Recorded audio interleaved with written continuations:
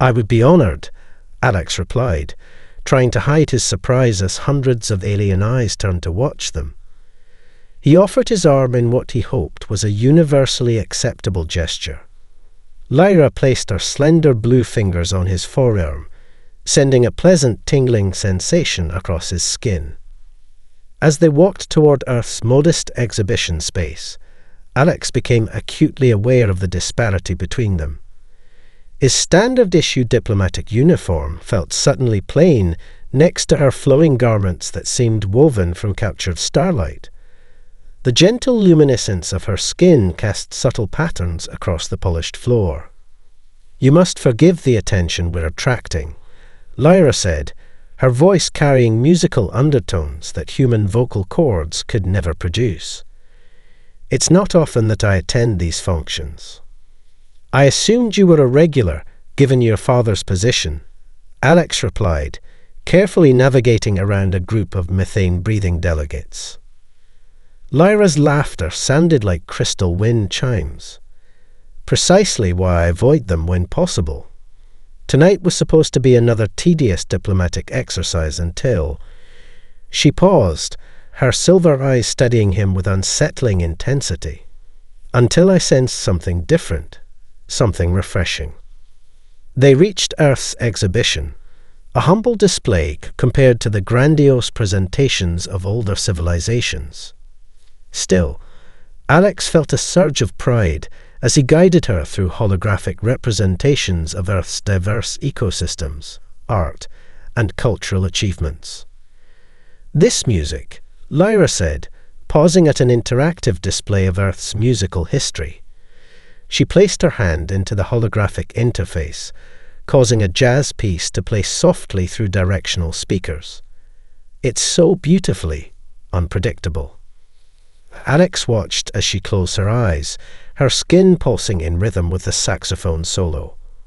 "Most species develop mathematical precision in their arts," she continued. "But this follows structure while simultaneously breaking it. Fascinating."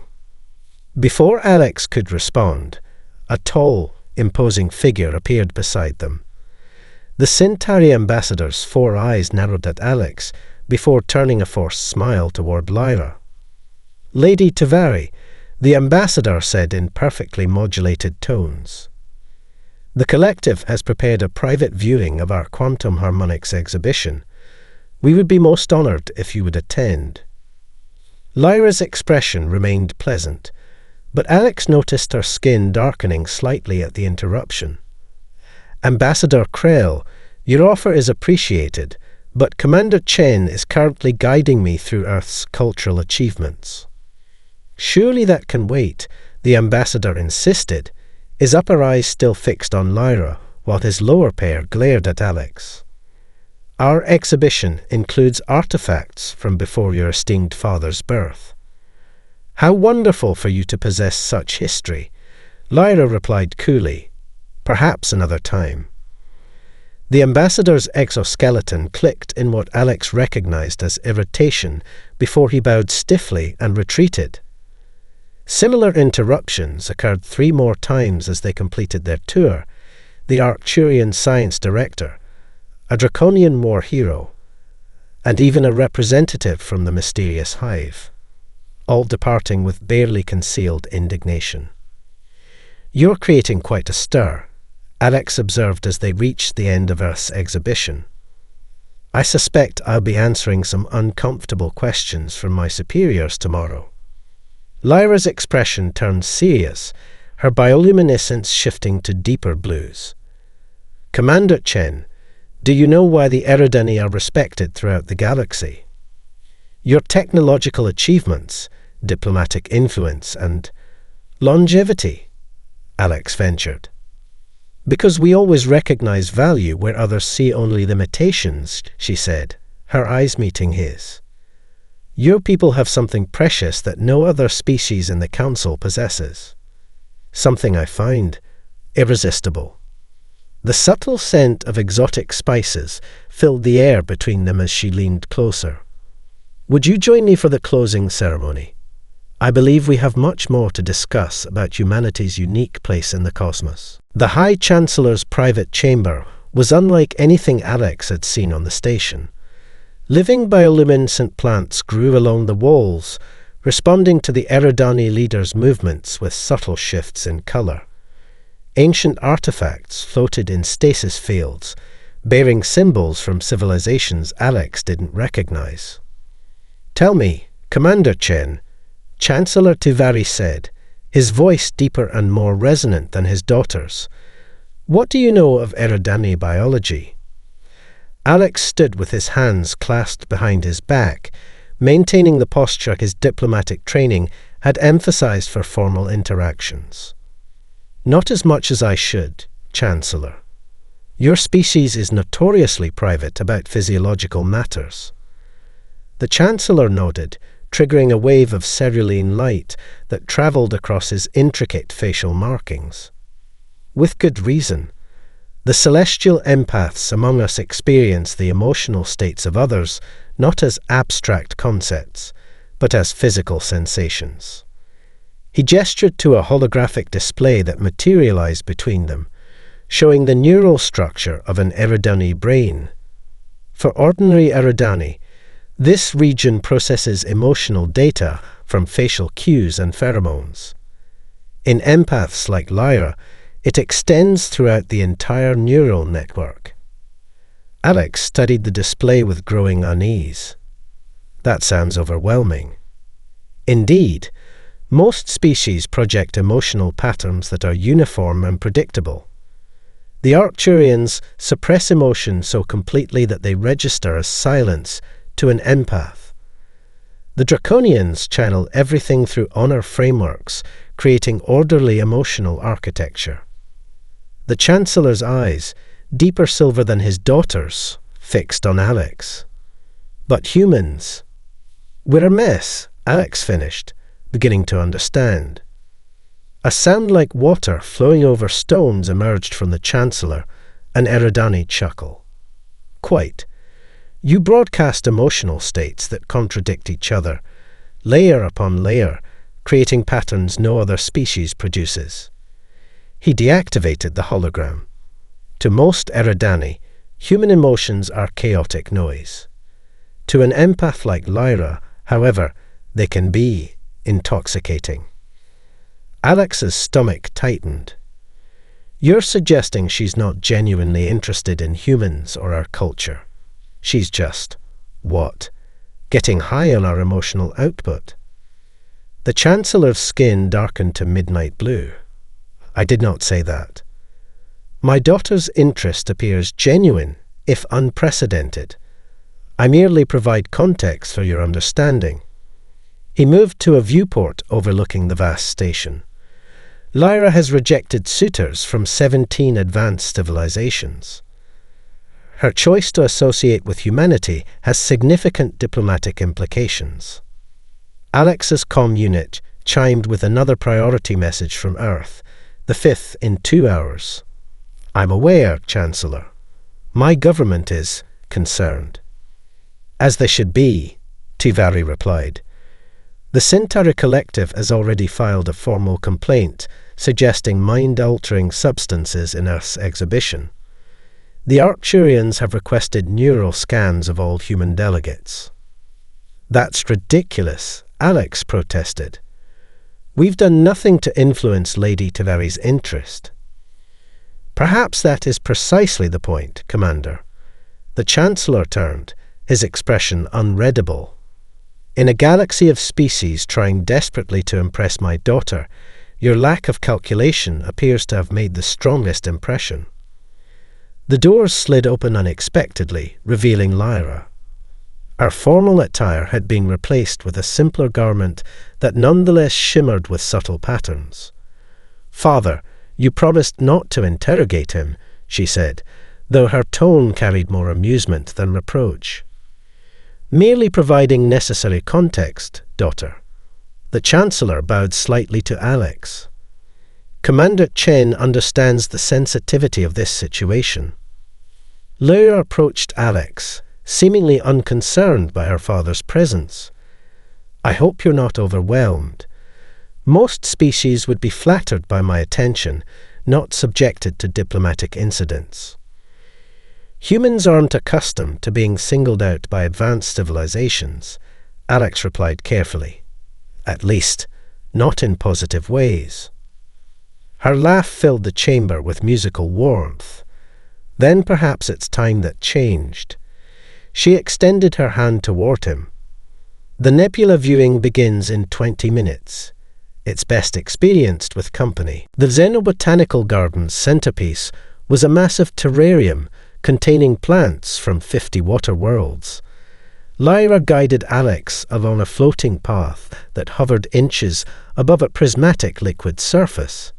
Beneath them, aquatic flora reached upward with translucent tendrils. The council's security officers seemed particularly unhappy to let me stay, Alex observed, watching the guards who maintained a discreet distance at Lyra's insistence. They're concerned I've been compromised, she replied, her skin flickering with patterns Alex was beginning to recognize as amusement. The concept of free choice seems difficult for many species to accept. They reached a secluded alcove surrounded by bioluminescent fungi that responded to their presence by dimming slightly, creating an intimate atmosphere. Lyra settled onto a sculpted bench and gestured for Alex to join her. You mentioned Eridani courtship rituals, Alex said carefully. I should understand what that means before we continue, whatever this is. Her silver eyes studied him with that penetrating gaze that made him feel simultaneously exposed and accepted. Perceptive, most species would be too flattered by my attention to question it. She traced a pattern in the air, activating a small privacy field that muted their conversation from potential eavesdroppers. The Eridani bonding process has 3 stages, she explained. First comes resonance, the initial attraction and compatibility assessment. Second is harmony, the deeper exploration of values and perspectives. Third is synthesis, the formal joining of life paths. Her skin pulsed with subtle blues and purples. By choosing to spend time with you over other suitors, I've initiated the first stage. Alex felt his heart rate quicken, without telling me. Would you have agreed if I had explained it formally? She asked, her head tilting slightly. Most humans, I've studied, react with anxiety when faced with explicit relationship frameworks. You prefer organic development, even when inefficient. You've studied humans extensively, Alex noted, not answering her question directly. Yes. Her expression turned contemplative. Initially as an academic interest, your species' emotional complexity is unique. She leaned closer, her scent reminding him of ocean breezes and something alien yet pleasant. What began as study became fascination. A gentle chime sounded from the privacy field, warning of an approaching figure. The field dissolved as a council administrative officer appeared, looking uncomfortable. Lady Tavari, Commander Chen, the officer said stiffly.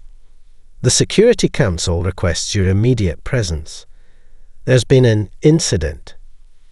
The main council chamber was in uproar when they arrived. Delegates argued in dozens of languages, while security drones hovered nervously overhead. On the central display was an image that made Alex freeze, an ancient Eridani bonding bracelet, apparently delivered to his quarters during their absence. The Arcturian representative noticed their arrival first. The human accepts formal courtship gifts, while claiming ignorance of our concerns, he announced, his emotionless voice nevertheless carrying accusation. Lyra stepped forward, her posture suddenly regal. The bracelet was delivered without my authorization, she stated, silencing the chamber, though its sentiment is not incorrect. She turned to face the assembled representatives, her skin glowing with intensity that made several delegates step back. Let me be perfectly clear to end these diplomatic games. I, Lyra Tavari, celestial empath of the Eridani, am formally declaring interest in Commander Alexander Chen of Earth. Any who wish to contest this choice may invoke the ancient challenge, as is their right. Otherwise, this matter is between myself, the Commander, and our respective governments. The silence that followed was absolute until the Draconian general slammed his ceremonial gauntlet onto the table.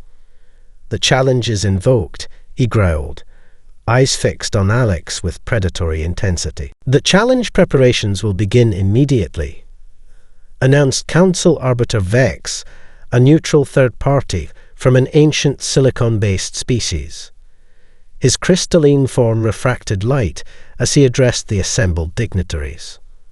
All challengers must register their intent within one standard rotation. As the chamber cleared, High Chancellor Tavari approached Alex and Lyra, his expression unreadable. "The private chambers," he said simply, leading them through a hidden doorway behind the council podium. Once sealed inside, the Chancellor's composure slipped. "Daughter, do you understand what you've done?" His skin pulsed with agitated patterns. "The challenge hasn't been invoked for an empath in 7 generations. "I understand perfectly," Lyra replied calmly. "It was inevitable once I showed interest in Commander Chen." Alex tried to process what was happening. "I need someone to explain exactly what this challenge entails and what my options are." The Chancellor gestured to a floating display that materialized between them. "The challenge of worthiness dates back to our pre-space era. When multiple suitors sought the same mate, they would undergo trials to prove their value." "Like ritualized combat?" Alex asked. "It evolved beyond physical contests millennia ago," Lyra explained. "Now it tests qualities essential for partnership with an empath." She manipulated the display to show historical records of previous challenges. Each competitor designs one trial based on their species' values and strengths. You'll face 7 trials, one from each challenger. "And if I refuse to participate?" The Chancellor's skin darkened. "Diplomatic repercussions would be severe. Earth's standing in the Council would be compromised for generations." Alex exhaled slowly. "So I have no choice but to compete against beings with superior biology, technology, and resources." "You have me," Lyra said, touching his arm gently. Her confidence remained unwavering. "I'll guide you through challenge protocols. There are nuances that even the other species don't fully understand." A soft chime indicated another presence. The door opened to reveal Admiral Cheng of Earth's diplomatic corps, her expression grave as she entered.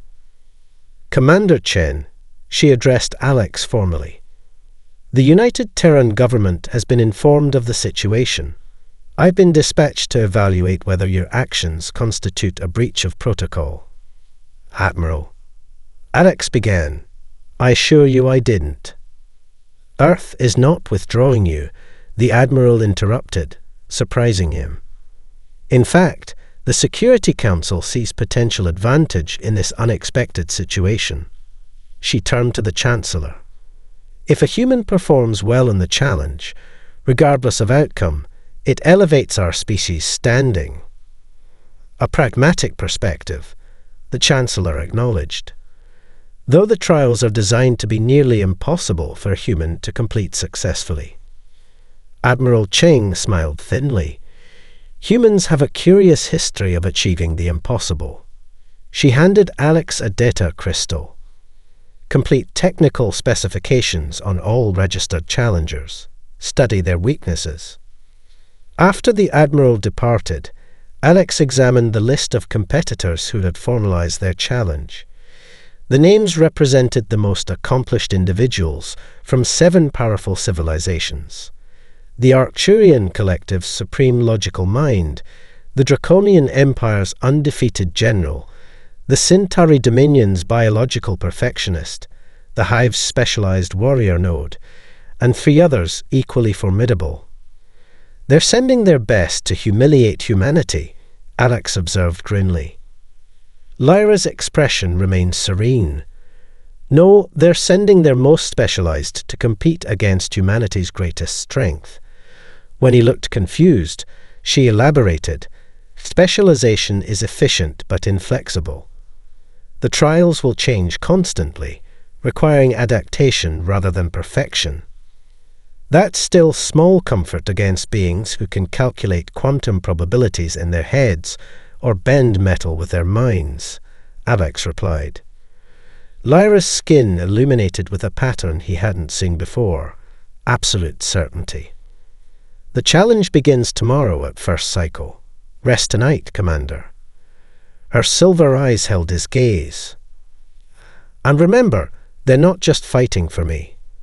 They're fighting to protect a galactic hierarchy that has kept humanity marginalized.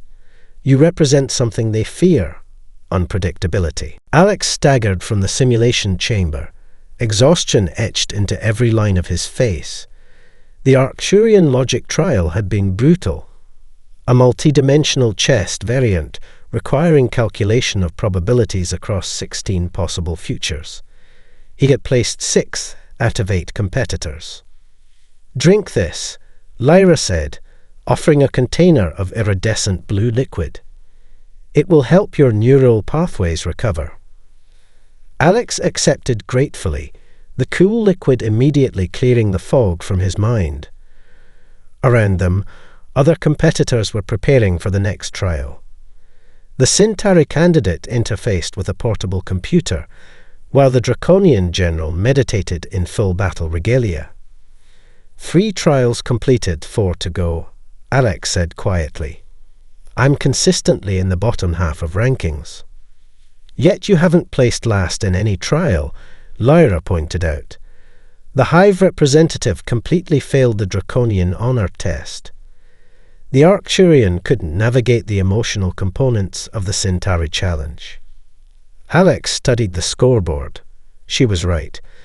While he hadn't excelled in any single trial, he had maintained consistent performance across varied challenges.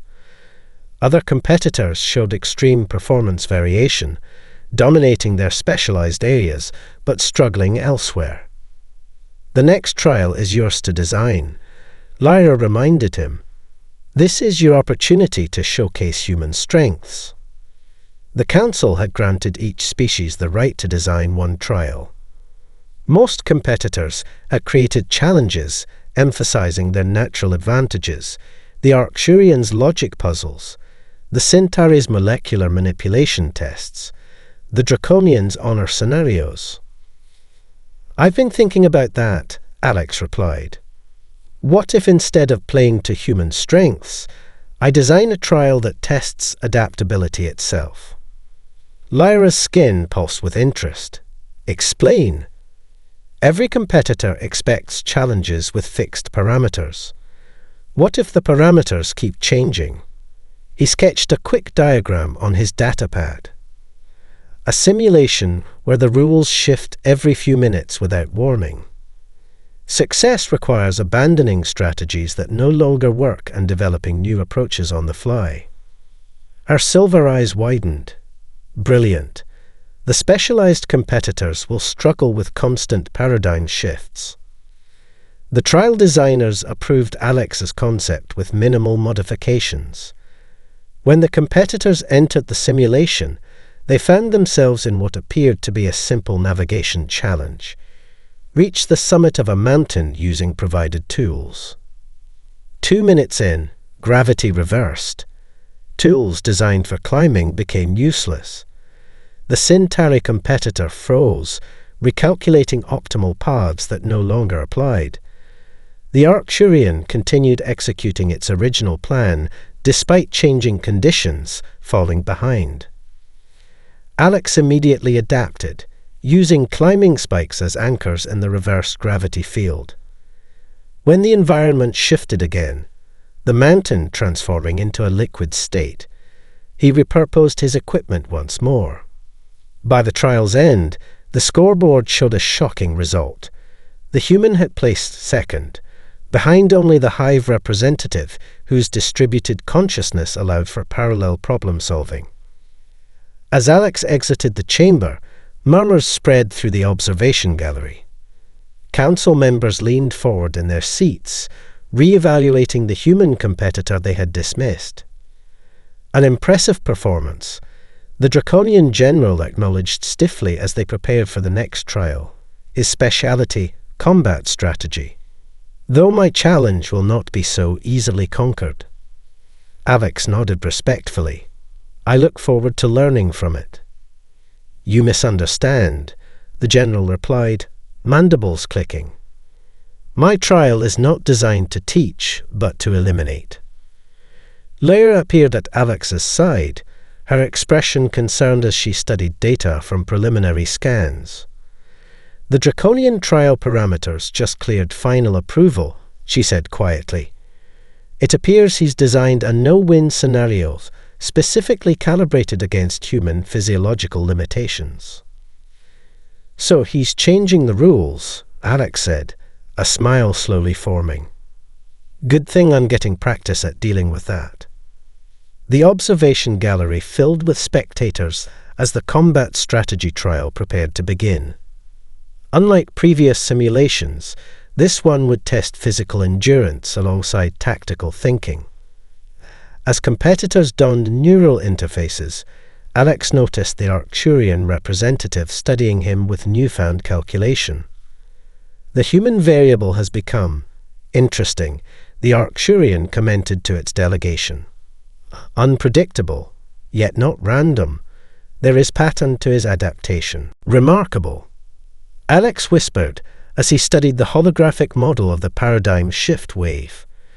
The anomaly pulsed with colors that seemed wrong somehow, as if they existed slightly outside normal perception. The first systems affected experienced partial physics breakdowns, Lyra explained, manipulating the display to zoom in on the outer rim. Gravitational constants shifted by 0.03%. The speed of light varied by region. Quantum entanglement became unstable. Small changes with catastrophic effects, Alex noted, watching simulations of advanced technology failing as underlying physics principles became unreliable. Precisely. Chancellor Tyranny had joined them in the restricted chamber, his ancient eyes studying Alex's reactions. The most affected species were those most dependent on precise mathematical constants, the Arcturians, the Centauri. Their technologies require absolute physics stability. Alex circled the display, his mind racing. How was this discovered? An Eridani deep space research vessel, Lyra answered. It encountered the leading edge of the wave 18 cycles ago. The crew adapted their equipment just enough to send warning before communication was lost. And you've kept this secret from the Council? Alex asked. The Chancellor's skin darkened with complex patterns. Not entirely. The high-level members are aware, but consensus on response has been impossible. The established powers refuse to acknowledge a threat that renders their advantages obsolete. A series of interfaces appeared around the holographic display, showing dozens of proposed solutions, each marked as incomplete or impractical. The logical species insist we can calculate a perfect response if given enough time, Lyra said, frustration evident in her voice. The collective species proposed mass consciousness uploads to preserve their identities. The militant species suggest weapons to combat a fundamental alteration of physics. None of which addresses the actual problem, Alex finished. He studied the failed solutions, noting patterns in their approach.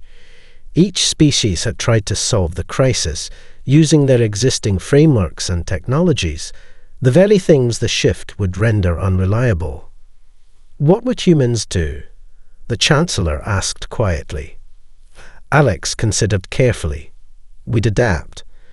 Not by trying to prevent change, but by learning to function within it. He gestured to the model. This isn't an enemy to defeat or a problem to solve perfectly. It's a new reality to accommodate. Lyra's skin illuminated with that intensity he now recognized as excitement. This is why I chose you, Alex. Your species understands impermanence. You build civilizations knowing they'll transform. You create art celebrating beautiful things that fade. Because humans are short-lived, the Chancellor added. A single Eridani lifespan encompasses 12 human generations.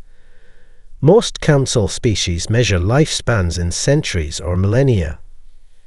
Alex reached toward the model, his fingers passing through the holographic representation of the wave.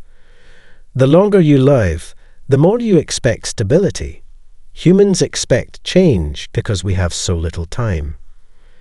And now the galaxy needs that perspective, Lyra said, deactivating the display.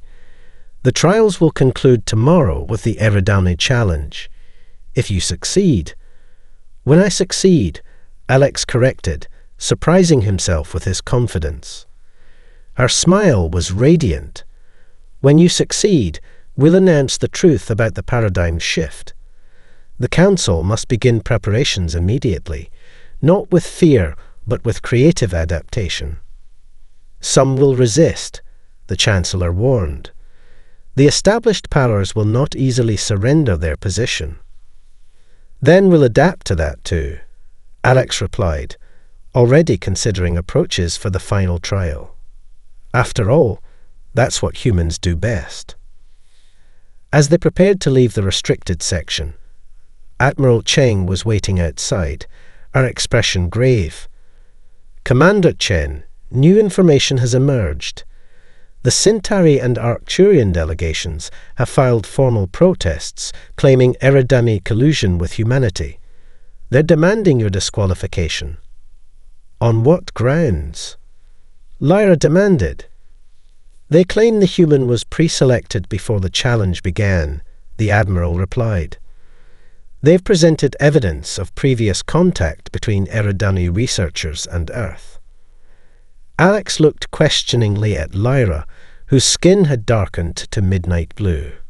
Is there truth to this accusation? Lyra's expression remained composed, but Alex could see complex patterns shifting rapidly beneath her skin, the Eridani equivalent of internal conflict. There was contact, she admitted finally. Not with you personally, but with Earth. We've had research outposts studying human development for decades.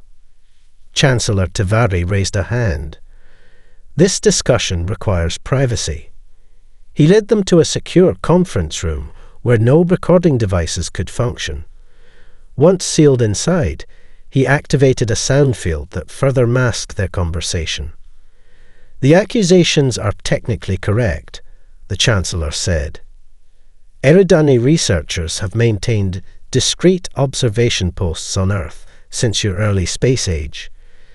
This is standard procedure for monitoring pre-Council civilizations. What isn't standard, Lyra continued, is that over the past decade, those researchers began reporting unusual findings about human adaptability. When the paradigm shift was discovered, I convinced the Eridani Science Directorate to evaluate humans as potential assets. Alex felt a cold weight in his stomach. So this wasn't coincidence. You came to the Celestial Ball specifically looking for human. I came looking for humanity's potential, Lyra corrected. But I chose you, specifically, because of what I sensed in you personally. Her skin pulsed with patterns he recognized as sincerity. The attraction is genuine, Alex. Admiral Cheng's expression remained neutral. This complicates our diplomatic position. If the Council rules that the challenge was compromised, they won't, the Chancellor interrupted. Because we'll acknowledge the research program openly while maintaining that Lyra's choice was made independently. Which is true. And if they don't believe you? Alex asked. Then I invoke my right as a celestial empath to choose my own path, Lyra stated firmly. It's an ancient privilege the Council cannot override without risking Eridani withdrawal from galactic affairs. The Admiral nodded slowly. A nuclear option, diplomatically speaking. A chime indicated an incoming priority message. The Admiral accessed it through her secure tablet, her expression darkening. The Arcturian delegation is calling for an emergency session. They're presenting new evidence about human unsuitability for advanced galactic partnership. What evidence? Alex asked. Historical records of Earth conflicts, environmental damage, social inequality. She scrolled through the list. Essentially a greatest hits of humanity's worst moments. Selective evidence, Lyra noted with disdain. Every species has dark chapters. But most council species have had thousands or millions of years to evolve beyond them, Alex pointed out. We've compressed our development into a few thousand years. Which is precisely what makes you valuable for the coming crisis, the Chancellor said. We need that accelerated adaptation now. They entered the council chamber to find it already in session. The Arcturian Prime Intellect stood at the central podium, projecting images of Earth's wars, environmental disasters, and social unrest. This species, the Arcturian stated in its emotionless voice, progressed from primitive tools to nuclear weapons in less than 10,000 years, the briefest and most violent technological ascension in recorded galactic history. Murmurs spread through the chamber as particularly disturbing images appeared: concentration camps, nuclear detonations, melting ice caps. They remain divided by primitive tribal affiliations, the Arcturian continued. They prioritize individual autonomy over collective welfare. Their decision-making remains contaminated by emotional processes rather than pure logic. The Draconian general nodded in agreement. They lack the discipline of evolved species. Their history is chaotic, their societies unstable. Alex felt the weight of hundreds of alien eyes upon him. Some curious, many hostile. Even species that had remained neutral now seemed swayed by the damning presentation. The evidence wasn't false. It simply told only one part of humanity's story. Chancellor Tivari leaned close. They fear you, he whispered. Not for what you've done, but for what you represent. Unpredictability, rapid change, emotional thinking. Everything the established order has engineered away from their perfect, stable societies. Lyra's hand found Alex's, her touch sending a gentle wave of reassurance. Now is the time to show them what that unpredictability can accomplish. The observation deck of the Harmony curved in a perfect arc, its transparent ceiling revealing the spectacular dance of altered stars. 5 years that transformed both the galaxy and its inhabitants. Alex watched as a group of young Arcturians practiced improvisational problem-solving with human instructors. Their logical minds, once rigid and unyielding, now incorporated creative leaps that would have been unthinkable before the shift. The Draconian fleet is requesting additional human consultants, Lyra said, joining him at the viewport. Her traditional Eridani formal wear now incorporated subtle elements of Earth fashion, practical pockets, asymmetrical designs that changed with her movements. How many this time? Alex asked, still finding it surreal that humanity had become the galaxy's most sought-after advisors. 30. Their adaptive shield configurations keep failing as the constants continue to shift. She handed him a data tablet with the latest readings. The wave's intensity is increasing in the Orion sector. Alex studied the numbers, noting patterns in the fluctuations. We'll need to adjust the recalibration protocols again. The harmonics are shifting faster than predicted. A young Eridani human child darted past them, her skin showing hints of bioluminescence against her otherwise human appearance. She was one of dozens of hybrid children now aboard the Harmony, their unique biology representing the future of both species. Telia's adaptability scores are off the charts, Lyra noted, watching the child join others in a simulation game. Our mind processes change as opportunity rather than threat. That's the key, isn't it? Alex mused. Not fighting change, but flowing with it, finding opportunity in disruption. The door to the observation deck slid open to admit Chancellor Tivari, now serving as head of the Galactic Adaptation Council.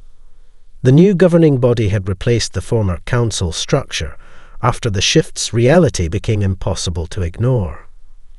The Centauri delegation has accepted our proposal, the Chancellor announced.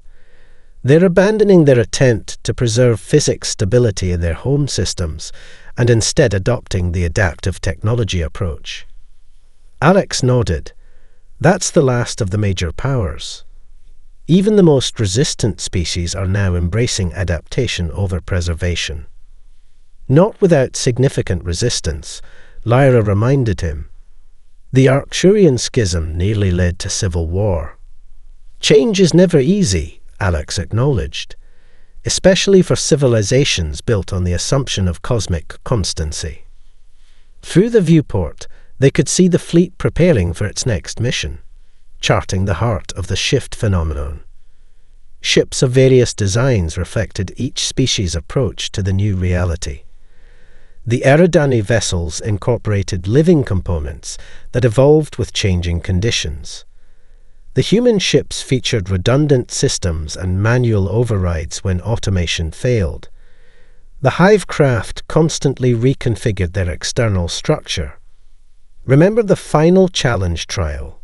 Lyra asked, her hand finding his.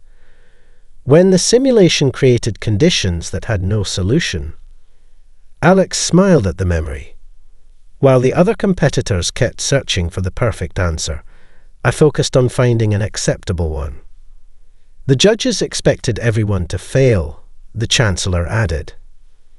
They didn't anticipate a competitor who would redefine success itself. A soft alert chimed, indicating the prototype quantum communicator had established connection despite the shift's interference.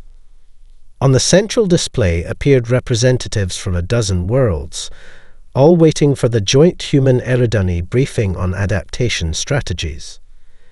They still don't fully understand, Lyra said quietly as Alex prepared his presentation.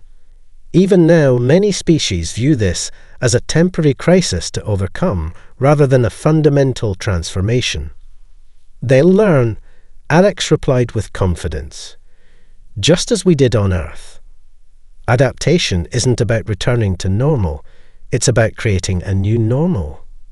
The Chancellor observed them with ancient eyes that had witnessed civilizations rise and fall.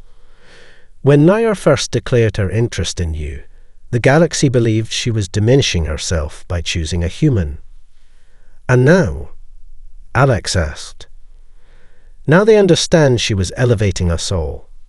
The Chancellor's skin rippled with complex patterns of pride and hope. By choosing humanity's capacity for change over our comfort with constancy. Lyra's expression turned contemplative as she watched the hybrid children playing. Everyone desired me for what I represented, she said softly. But I chose you for what humanity could become, for what we all must become to survive what comes next.